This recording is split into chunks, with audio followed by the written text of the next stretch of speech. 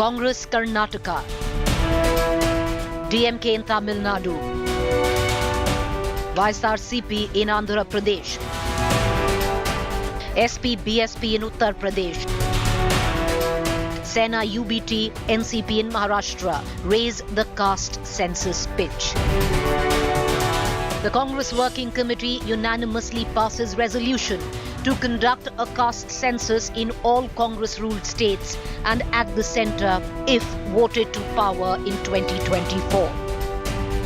Unanimously, the Working Committee has supported the idea of a caste census in the country. And I think it is a very, very progressive step, a very powerful step for the emancipation of the poor people. The BJP aiming to corner the Congress, raising the class divide over caste. Congress गरीबों को बांटना चाहती है और मेरे लिए तो इस देश का गरीब यही सबसे बड़ी जाति है, यही सबसे बड़ी बिरादरी है.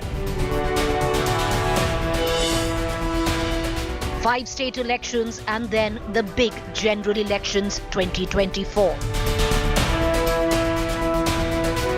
Will the poll be cast? Or will this be Congress's Rafel moment again? Top focus on To The Point this evening. You're watching To The Point. I'm Preeti Chowdhry. So, has the India alliance going into 2024 found its narrative, which many political analysts were saying is missing, because it seemed to be a coalition which was anti-BJP and anti-Modi, but have they found their narrative in the possibility of the caste survey or a caste census? On the other hand, there is this opinion that possibly the Congress has found its Rafale moment again, that it's going to peter down, where the BJP and the Prime Minister will cut the call for a caste census with class. La Bharati bringing up the La Bharati, saying they deserve reservation, they deserve the lion chunk of policies, then caste.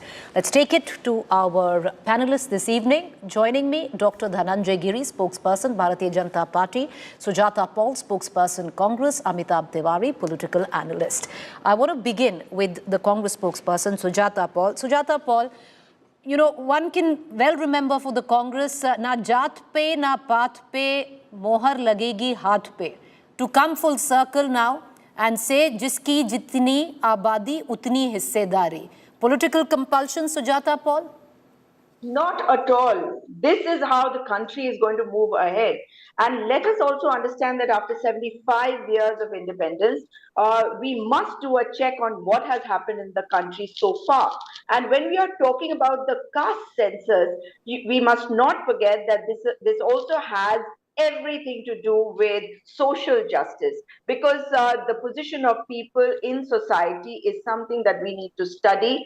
The position of people economically, financially, these are things which are very important if you really want to take the country forward. Because when we talk about, for example, education, who are the people who are getting that education? There are Brahmins also in this survey, for example, of the Bihar, the caste-based survey which was undertaken, where we had people from upper castes also. But okay, Sujata Paul, I understand the argument, and I'm sure people also get the argument you're trying to make now. But the shift in argument is what I'm questioning.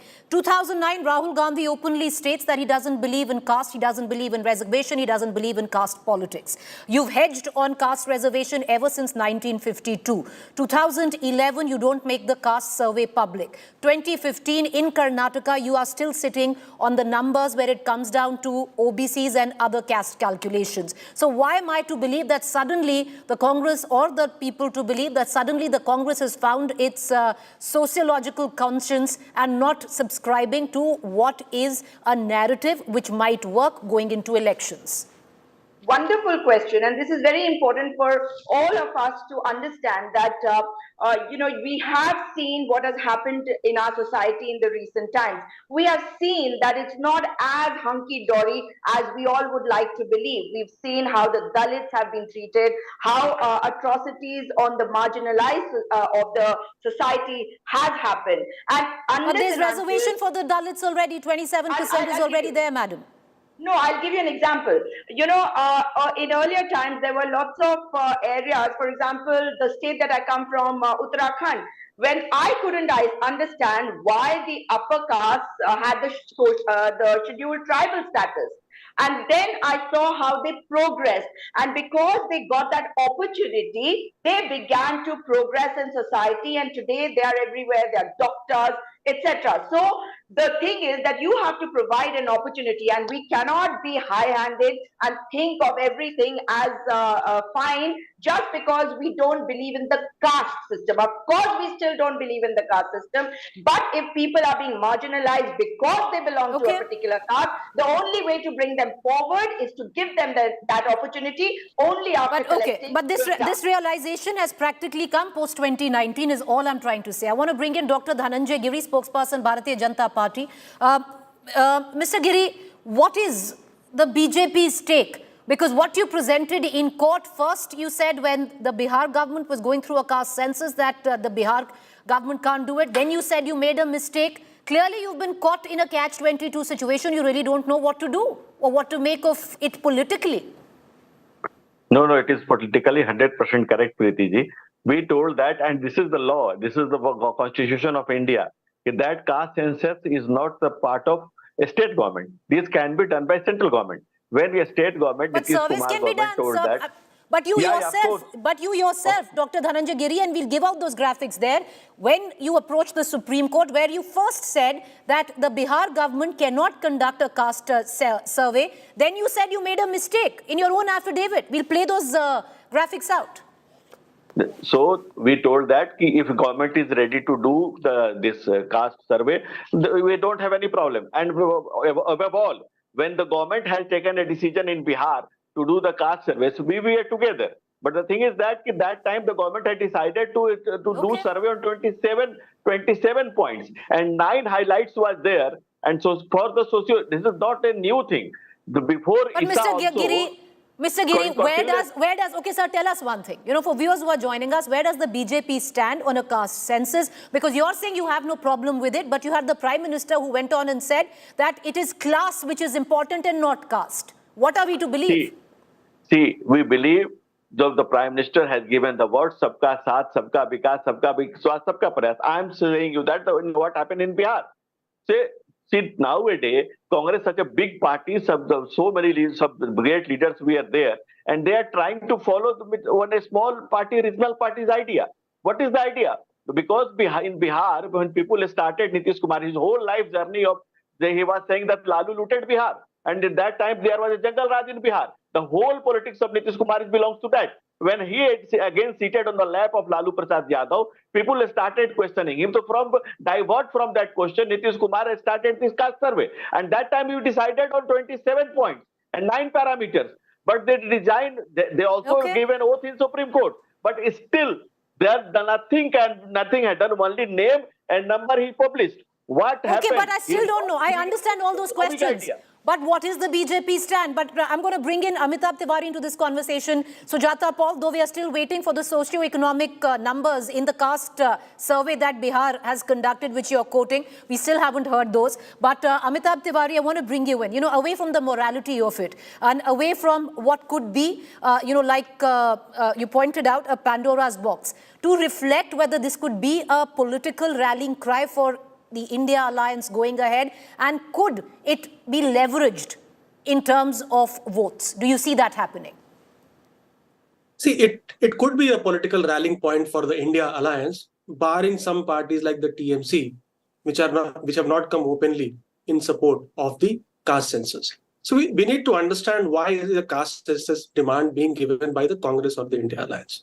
The OBCs are the highest in number, 42 to 52%, and this is the Hindu OBCs, out of which 44% support is pocketed by the BJP. I'll give you a startling number.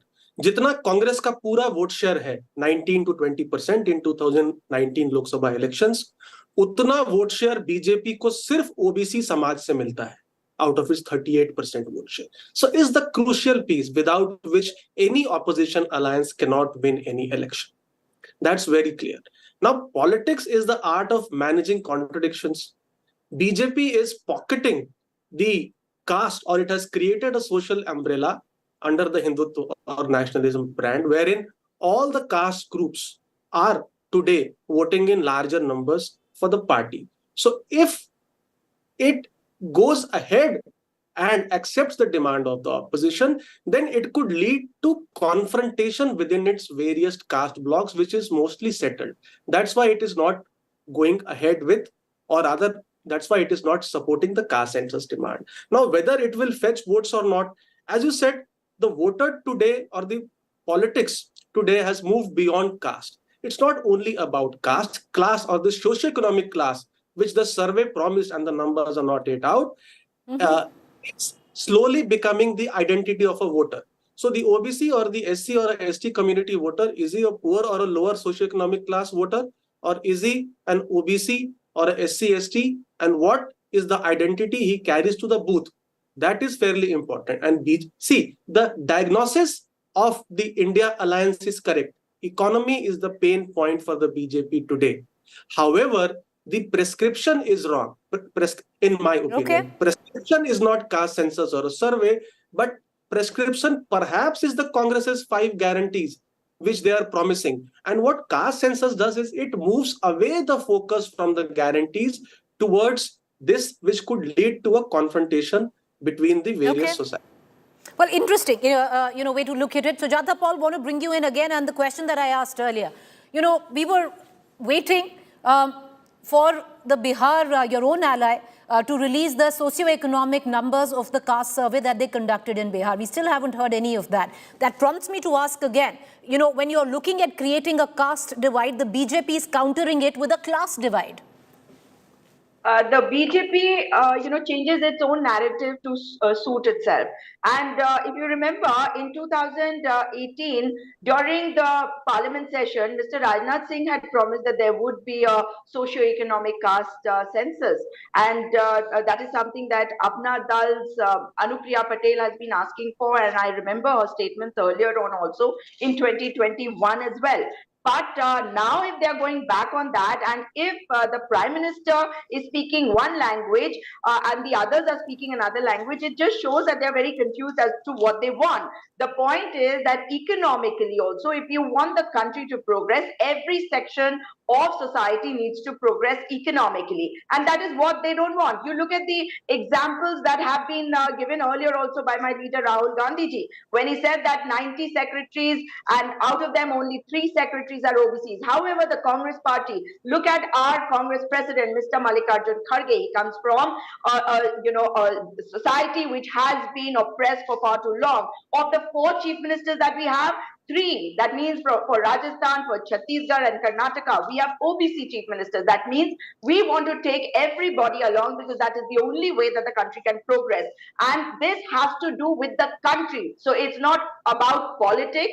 Politics will always come in because we are a political party, but this is about taking the country forward. And the weakest link, if they are not strengthened, they are not empowered, how do you expect us to move ahead? The BJP should explain why is it that Mr. Modi used to keep saying that he was an OBC and suddenly he has a problem if the opposition is talking about taking the OBCs forward. That means he is against it. He used one word in one of his speeches in Telangana where he said, "Paap kar rahe hain." Is this paap bringing forward the OBCs, the oppressed in society to make the country, stronger, people stronger, society stronger? Is that a sin? That is something that the Prime Minister needs to answer because his own allies are also wanting to understand what his stand is on the OBCs. All right. Mr. Giri, I want to bring you in, respond to the questions that have been raised by your counterpart, but also, why not make the Rohini Commission report public? For viewers who are unclear what the Rohini Commission report is, it's a sub-categorization of the OBCs submitted there to the president, but the numbers aren't public yet. It was at the behest of Mr. Rajnath Singh itself. So, Mr. Giri, why not make the commission report public? See, it is produced in front of President. Once it passed from there, the whatever lacunas are there, let it be clear. Then it will come to the public. Second thing, if Congress is saying that after ruling Congress after 60 or 65 years, people are oppressed, people are in this much of a pathetic situation, who is responsible? Congress, how much Congress is saying, they're revealing their own position. Say, Congress, if Rahul Gandhi is saying that there is only 3 secretaries, people will ask how many secretaries in his father? His father was prime minister. No, 0. So Rahul Gandhi's problem is this: how the 3 people came. He is such against OBC, such against, because Congress is in very situation.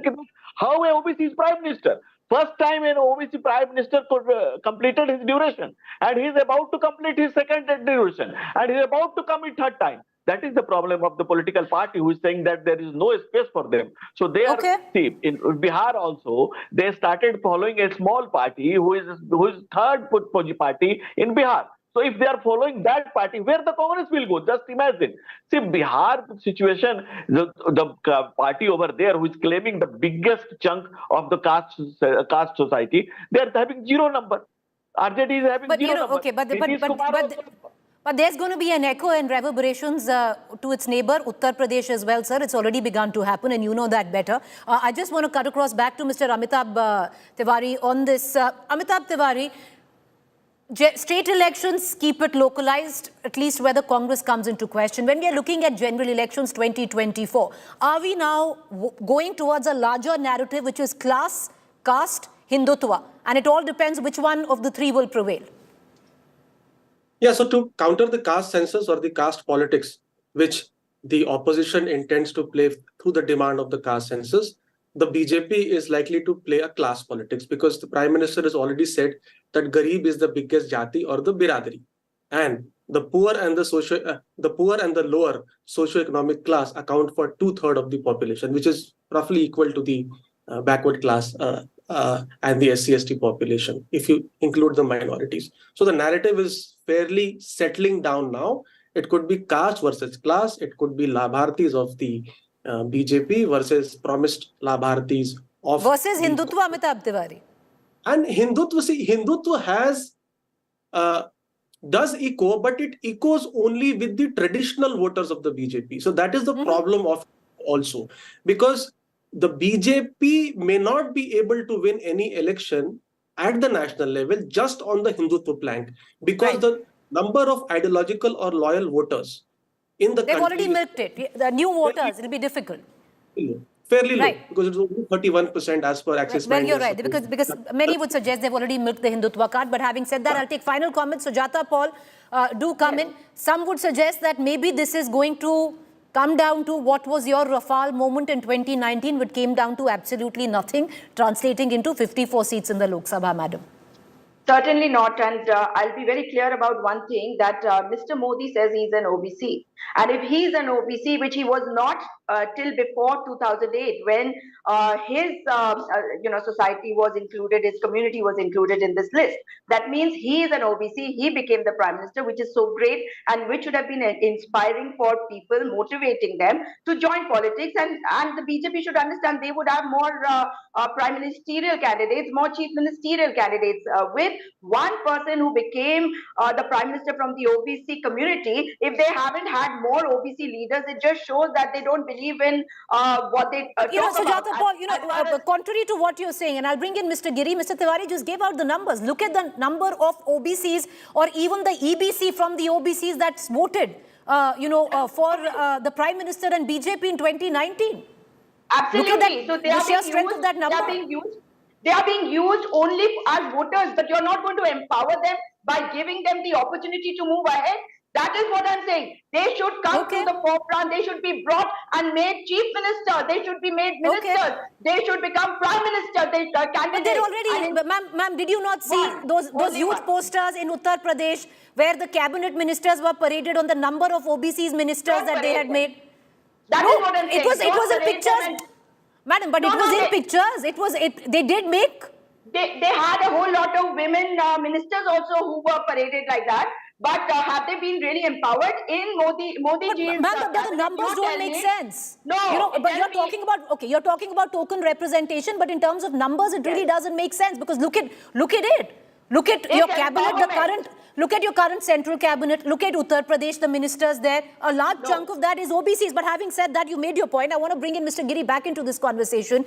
Mr. Giri, the fear which many feel that the BJP has is that yes, you've been able to pull in the OBC, EBC vote bank, but what has been your traditional vote bank, which is the upper caste, if you actually succumb to this political pressure, and which is rising because we're going to give out the number of states which are already demanding it, you are at the risk of alienating your traditional upper caste vote banks.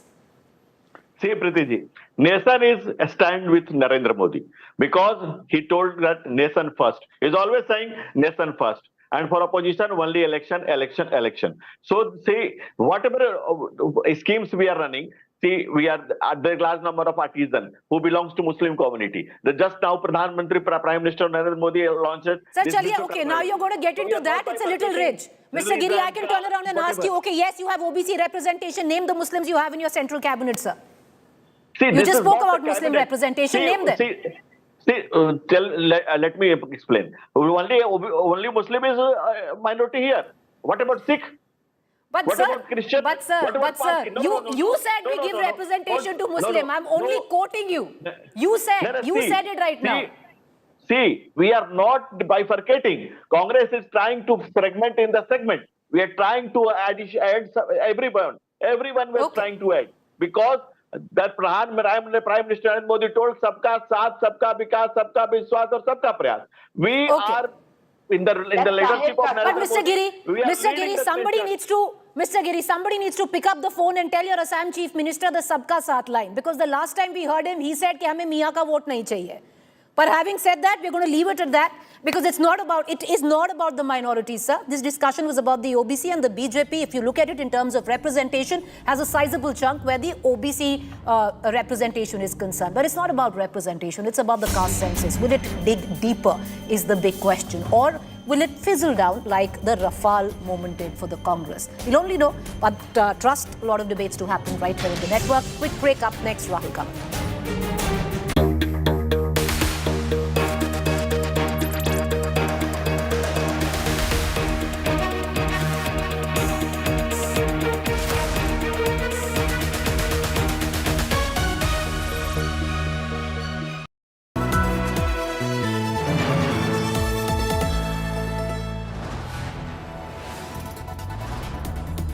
You are watching India Today, powered by Finest, Be Sustainable Change, a BNP Group company.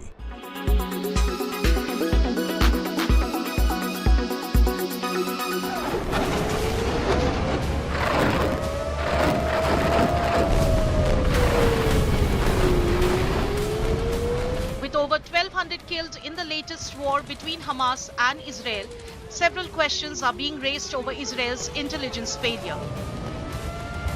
Israel, which has long prided itself on its ability to infiltrate and monitor Islamist groups, was indeed caught off guard by Hamas's sudden terror attack, according to sources cited by news agency Reuters. Hamas gave the impression that it wasn't ready for the war. The outfit convinced Israel it cared more about its economy and ensuring that workers remain in Gaza. Hamas's deception helped it prepare for this massive invasion. The terror group constructed a mock Israeli settlement in Gaza where they practiced military landing and trained to storm it. Hamas also made videos of their training drills.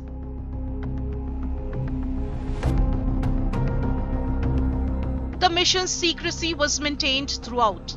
Fighters who were being trained did not know the exact purpose of their intense training. Many Hamas leaders too were unaware of the plans.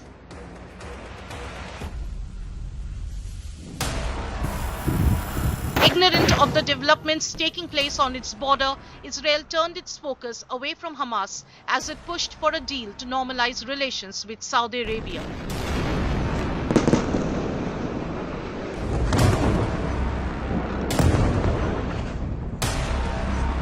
convinced that Hamas did not have any plans of military adventure, Israel had also reduced the number of soldiers deployed around Gaza.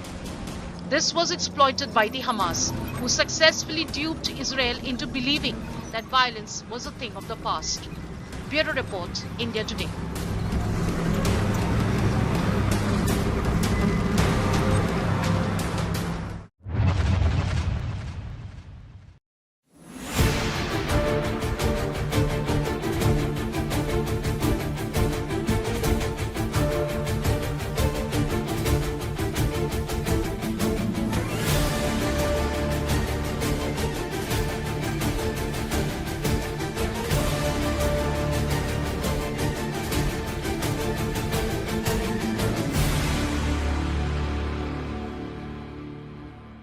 Weather forecast now. Delhi, maximum 36 and minimum 28 degrees. Mumbai, maximum 32 and minimum 26 degrees. Kolkata, maximum 35 and minimum 25 degrees. Bangalore, maximum 27 and minimum 23 degrees. Chennai, maximum 32 and minimum 27 degrees. Hyderabad, maximum 32 and minimum 23 degrees.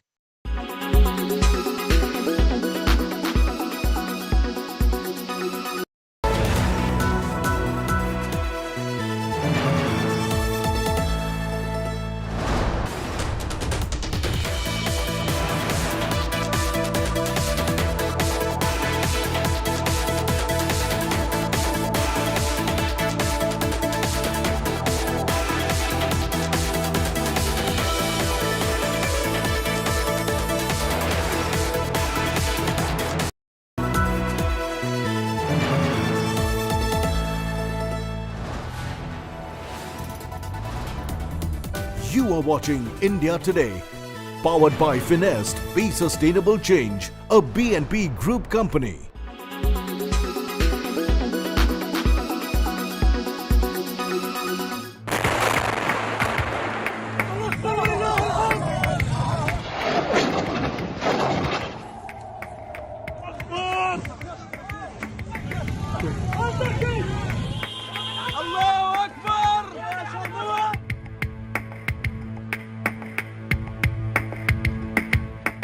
Terror group Hamas has launched the biggest attack on Israel in years, unleashing unimaginable crimes.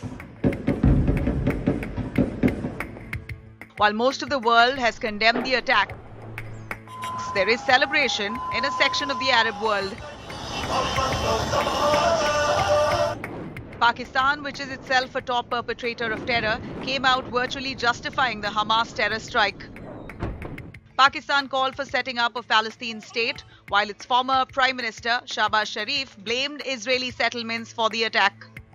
Islamist regimes in Iran and Qatar also backed Hamas,